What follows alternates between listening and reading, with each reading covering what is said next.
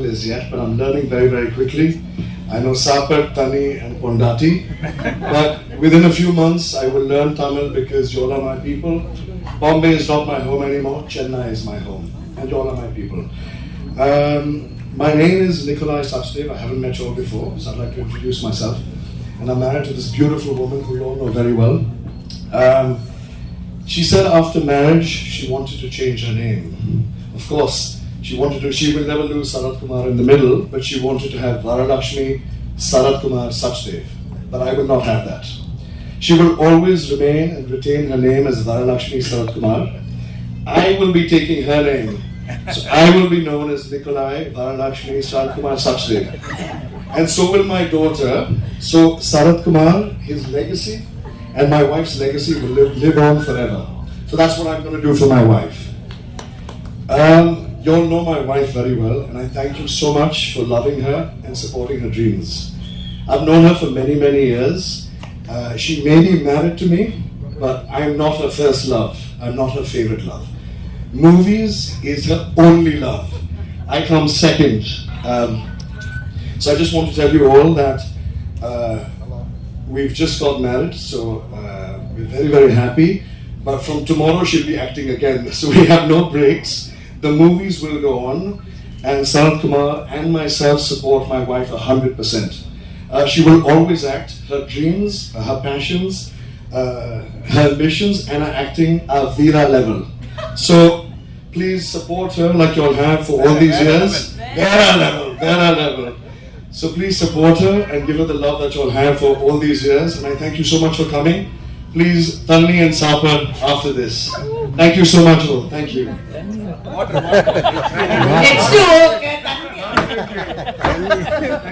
ரொம்ப நன்றி வந்ததுக்காக. அப்பா கூட சொல்லியிருந்தாரு கல்யாணத்துக்கு அப்புறம் உங்களை மீட் பண்றேன்னு. அப்போ சான்ஸ் கிடைக்கல, ஸோ இப்போதான் சான்ஸ் கிடைச்சிது. ஸோ உங்களை மீட் பண்ணுறதுக்காக எல்லாரும் வந்திருக்கோம். அவர் சொன்ன மாதிரி என்னோட காதல் வந்து அவரு, பட் என்னோட உயிர் வந்து சினிமான்னு எல்லாருக்கும் தெரியும். So I think both them are just here to support me. நிறைய பேர் அந்த கேள்வி கேட்டிருந்தாங்க, நீங்கள் கல்யாணம் பண்ணிட்டு நடிப்பீங்களான்னு. உங்களுக்கு பதில் வந்துருச்சு, கண்டிப்பாக நடிப்பேன்.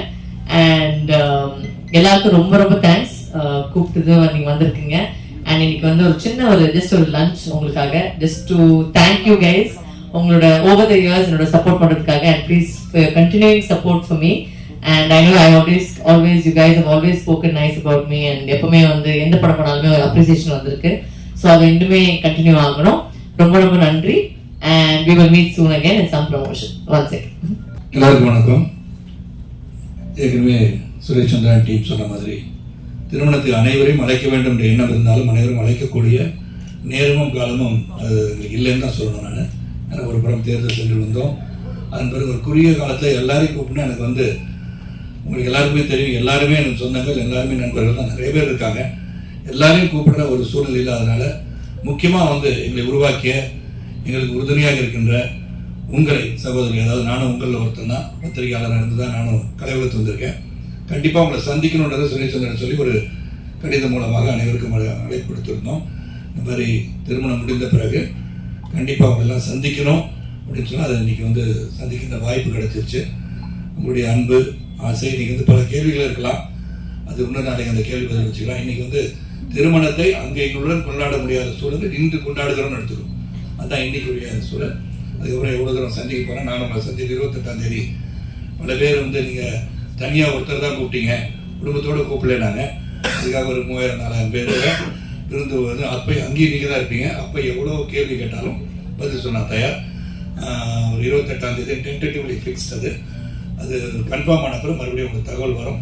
ரொம்ப ரொம்ப நன்றி, ரொம்ப சந்தோஷம். வரலட்சுமி வந்து தொடர்ந்து நடிப்பாங்கிற செய்தி அவங்க சொல்லிட்டாங்க. பேக் நிக்குன்னு கூப்பிட ஆரம்பிச்சேன். நிக்கலாய் சச்தேவ் இருந்தாலும் Nick has been a wonderful person. நான் வந்து வரலட்சுமி வந்து எனக்கு இன்ட்ரடியூஸ் பண்ண உடனே I really like to as a person. That's more important today.